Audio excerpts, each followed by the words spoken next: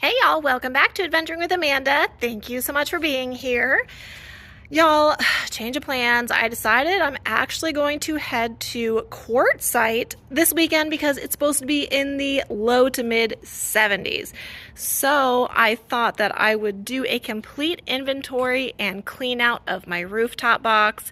I do this once a year, every 6 months or so, and that's what this video will be about. Like this video and subscribe. Let's get into it. A question I commonly get asked about my rooftop cargo box is, Amanda, how do you access it? And I am tall enough that I can just stand on the back of my van, put the key in, and unlock it. Then I stand up on either side of my van to open up the top. It's really nice to be tall because I don't need an extra ladder or step stool. It's actually very easy.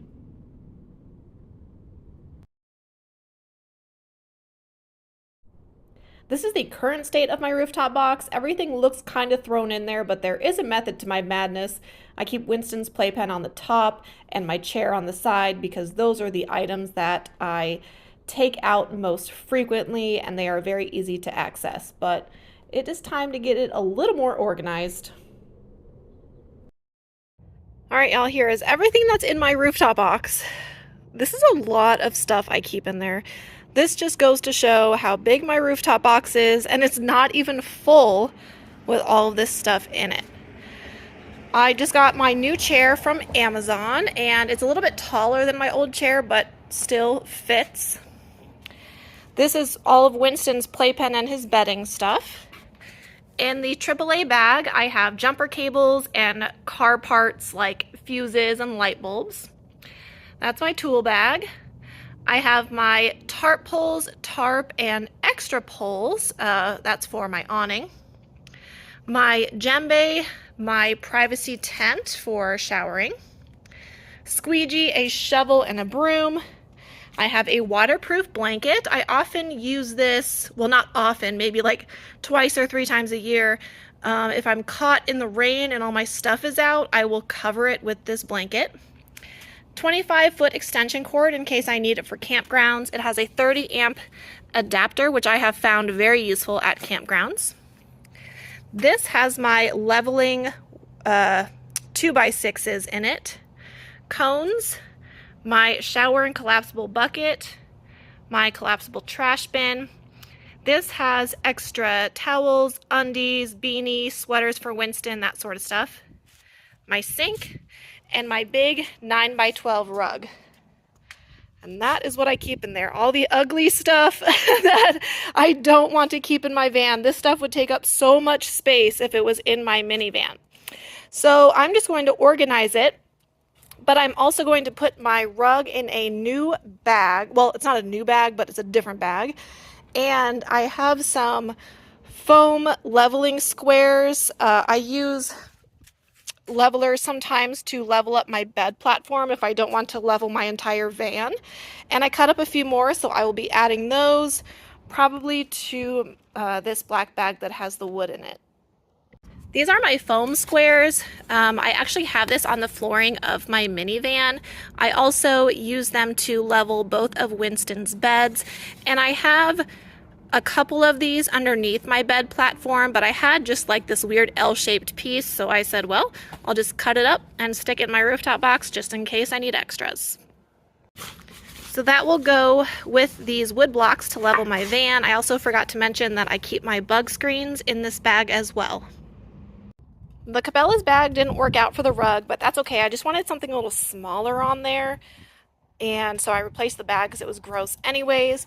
Now I can put everything back in, and the way I pack the rooftop box is I put the items that I don't use as often toward the front, and the smaller things toward the front, like the tool bags, I will put those toward the front of the rooftop box.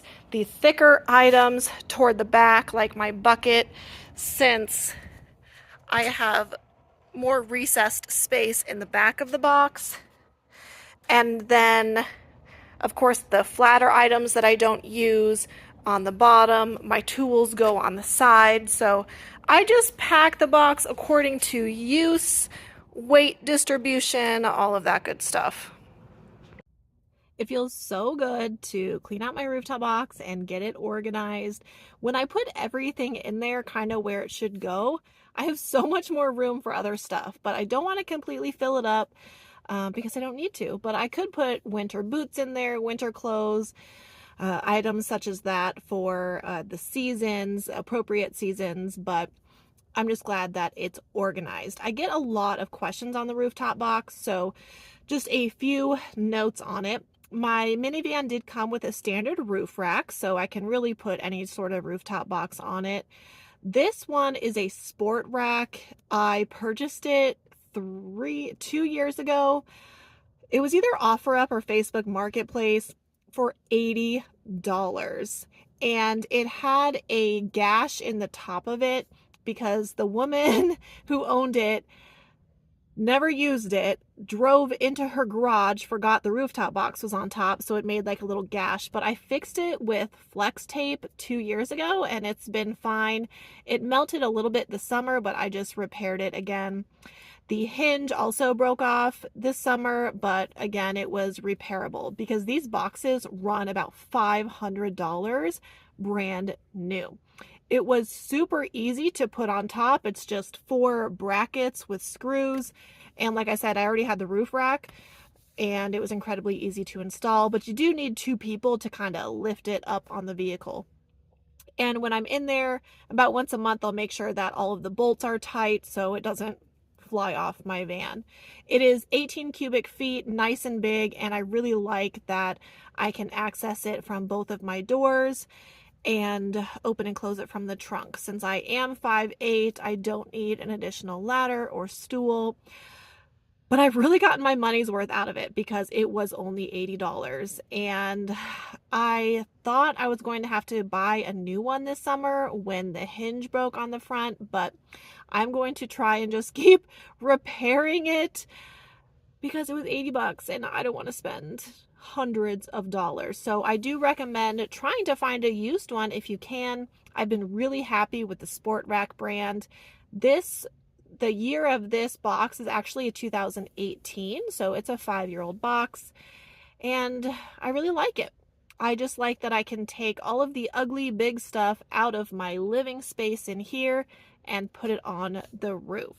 But I do recommend also looking on Amazon if you're interested in reviews or what people have to say, and then potentially finding one in your local area. I hope this video was helpful to you. If it was, be sure to give it a thumbs up and subscribe to my channel if you're new here. I will see you next time.